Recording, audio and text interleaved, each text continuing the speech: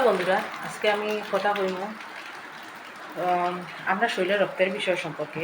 যে আমরা যখন শরীরের রক্তটা কমে যায় তখন কীভাবে আমরা রক্তটা বাড়াইতে লাগে। আমরা আয়রন খাই, বিভিন্ন পটাশিয়াম খাই, তারপরে বিভিন্ন ফাইবার জাতীয় জিনিস খাইমু, শাকসবজি খাইমু, প্রচুর ফলমূল খাইমু, প্রচুর বিভিন্ন জিনিস আমরা ব্যবহার করবো।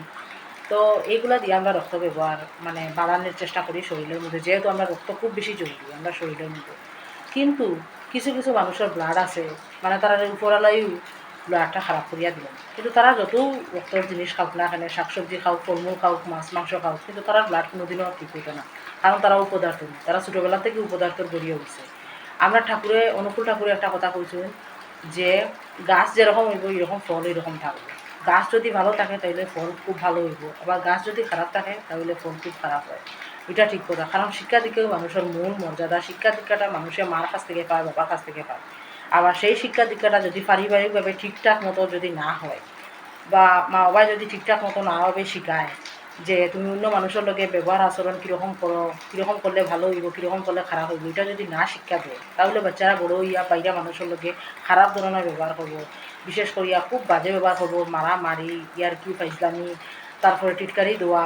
যে মানুষে যেরকম তোমারে বার্থডে পার্টির মধ্যে বেলা একটা মানুষের তুমি নিমন্ত্রণ করলা, হে যথাসাধ্য মতো তোমার একটা জিনিস দিল, কিন্তু এই জিনিসটা তোমার পছন্দ হয়েছে না, তুমি বড় লোক, তোমার এই জিনিসটা পছন্দ হইলো না, তুমি ফালাই দিছো এই জিনিসটা, বা এটা লিয়ে তুমি টিটকারি আর কি করবা। এটা হইল গিয়া তোমার পারিবারিক শিক্ষা, যে তোমার পারিবারিক মানুষে তোমার কীভাবে শিক্ষা দিয়া বড় করছেন, বড় করিয়া তুলছেন। তুমি ঘরের বউর লগে কীরকম আচরণ করো, তারপরে তোমার মেয়ের জামাইয়ের লগে কীরকম আচরণ করো, এটা হইল পারিবারিক শিক্ষা থেকে মানুষে পায়। এটা ঠিকই কথা, গাছের জ্বর যদি বালা না থাকে, গাছ যদি বালা না থাকে, তাহলে ফলও কীরকম খারাপ হয়ে যায়। তো সেই যেরকম মা বাবা যদি বালা না থাকে তাহলে ফলমূলও খারাপ হইব, এটা স্বাভাবিক কথা।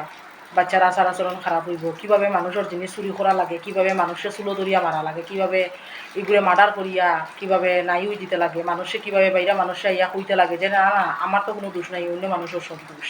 এক হাতে তালি বাজে না, তালি দুই হাতে বাজে, এই জিনিসটা সবসময় মনে রাখতে লাগে। তো প্রিয় ভাই বোনরা, আশা করি তোমরা জানো এটা খুব ভালোভাবেই।